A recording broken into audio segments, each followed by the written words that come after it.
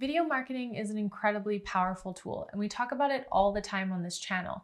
You can make a lot of money creating content. Having a platform like YouTube, Instagram, TikTok, they're all amazing tools. But a lot of times as people grow, they start to lose sight of something really, really important. And that's that this entire process should be enjoyable. It should be fun. If it's not, the system at some point is going to just explode. It's not sustainable if you don't have any type of joy. So let's talk about how to keep that joy as you create content.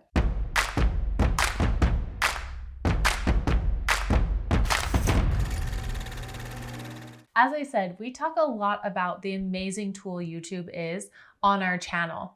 And after creating over 4,000 YouTube videos and working with over 30 channels, seeing the success people have, the growth, all of the money that these incredible entrepreneurs have made, there is just one common thing that we often see, and that's if there's no joy in it, it's absolutely not sustainable. Burnout is real. YouTube is demanding. It can be a full-time job for people depending on what kind of content they're creating. And it's constantly asking you for more, give us more content. People are always asking for more content. Like if you're a TikTok creator, I see it all the time where people are like, I have a job. I'll respond to your questions when I get a chance. I'm so sorry it took me 3 days. I'm busy. I have a life.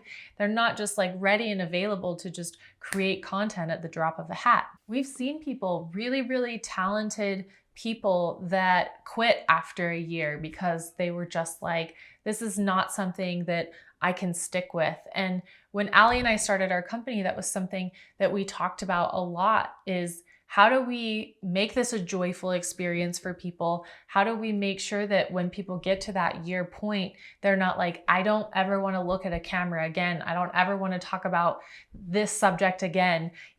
That's something that we found really, really important. We've spent a lot of time figuring it out and seeing what it is that we can do or what people can do if they're doing this on their own to make sure that it's something that they want to continue doing. So let's talk about what some of those things are.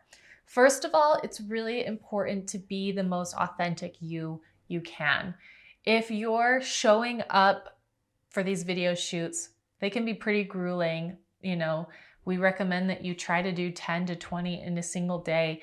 And that can be really taxing if on that day you have to show up in a way that doesn't feel like it's comfortable for you. If you're putting on this persona of like, I'm this high energy, kick-ass dude, but that's not really who you are, then that's gonna be really, really hard to sustain that and to do that all the time. If you're like just a really incredibly boring person, then obviously you're gonna have to ramp things up a little bit. You're going to wanna be like maybe more high energy than you normally are, but that doesn't mean you have to be fake. A lot of times we'll see people will be like, I saw this YouTuber and I want to be just like them. Like, how do I make a video just like them? And it's like, there's certain things that you can emulate, certain styles, like maybe that work for you. But ultimately, if people want to see that YouTuber, they're going to watch them. You have to create your own style, bring your own voice to the table. The more you are authentically you as you're delivering these videos, the easier it's going to be for you to do it and the more fun it is. Our first video shoot for our channel versus our last one, there was a stark difference. I remember feeling just so proud of the videos that I created. I called Ali and I was like, Ali, these are the best videos I've ever made. I feel like I was really able to like be me and finally like stop listening to that little voice in my head that was saying like, oh, if you let people see enough of that, they're not going to like you, or like, oh, it's really weird when you do that, or like, that little mean girl voice in your head, like it was gone. And I was able to deliver such better content. I was able to really consider the viewer and think about them and what would be the very best that I could give to them, as opposed to like, well, how do I look? And how is this going to make me look? And what are people going to think? So is it scary to be authentically you? Yes, it can be. It can be really scary. But the more you do it, the more you're going to realize how rewarding it is and as you start to see that growth, you're really going to feel good and proud of what you've accomplished. The next thing I would say is that before you even start, do a channel on something you're actually excited about, that you're passionate about, that you want to talk about. We had a client who he was like, this is what I talk about. This is my thing. This is what I want to sell. And then by about the 5th or 6th shoot, he was like, I don't want to talk about this anymore. I want to talk about these things. But, we had shown up and prepped certain content. We were ready. And like, we created this entire channel around what he thought he wanted to talk about.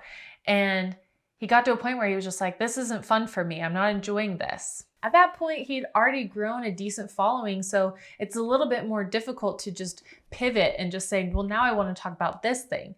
Now, luckily, we were able to find a workaround, something that worked for him and for the channel. But if he had maybe sat down at the beginning and reflected a little bit longer and decided, this is what I want the channel to be about. This thing that I sell can be a part of it, but let's make it more around this. Then, the shoots would have been a lot more enjoyable from the beginning for him, and the videos would have been easier for him to do. You're gonna be making a lot of content. We're only 3 months into posting and we've already posted 88 videos. That's a lot. So pick something that you also feel like you can talk about time and time again. Now, we don't make the same video over and over again, right? We have our umbrella topic that's like video production, content creation, digital marketing, how to YouTube. They all kind of go together, and then we break them down into smaller things. So we're not always just like, okay, this video is the exact same as the last video. We're not making 88 of the same exact video, but it's all within sort of the same kind of topic. And if this isn't something I felt like I could make thousands of videos on, I wouldn't start a channel about it. You have to remember that somebody might see all 88 of your videos, or they might just see 1 or 2. So a lot of times people are like, well, I already said that in this other video.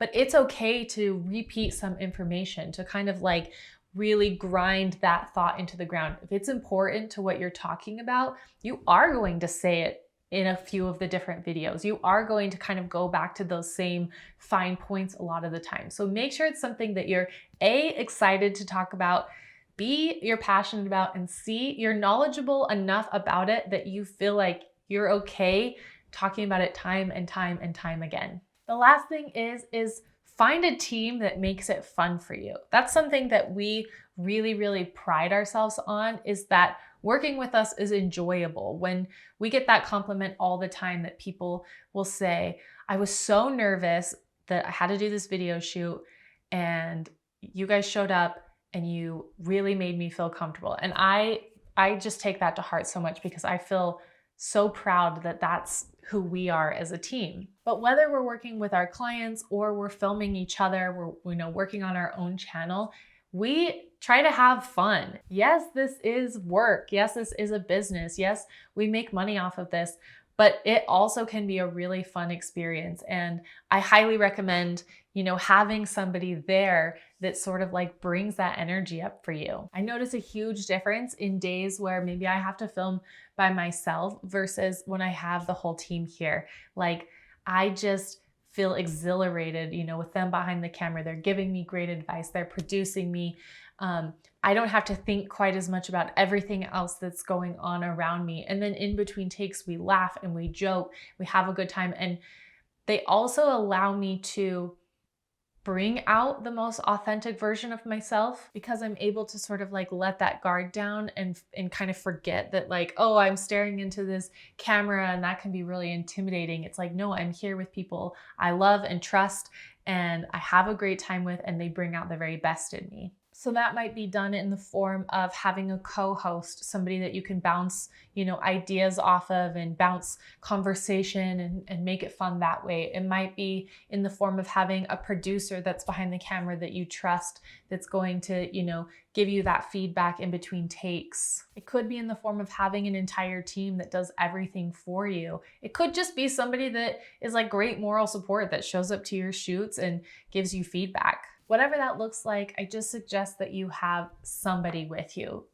Don't do this completely by yourself. It's a very different experience. If you are looking for a really amazing team to help you with the entire process, A to Z, we have a link in the description box below called Talk to a Producer. Click on that. You can have a conversation with us, see if we would be a good fit to come out and help you, shoot, edit, post, and grow your channel. We are your video allies. You've got this, we've got your back, and we can't wait to see what kind of content you create.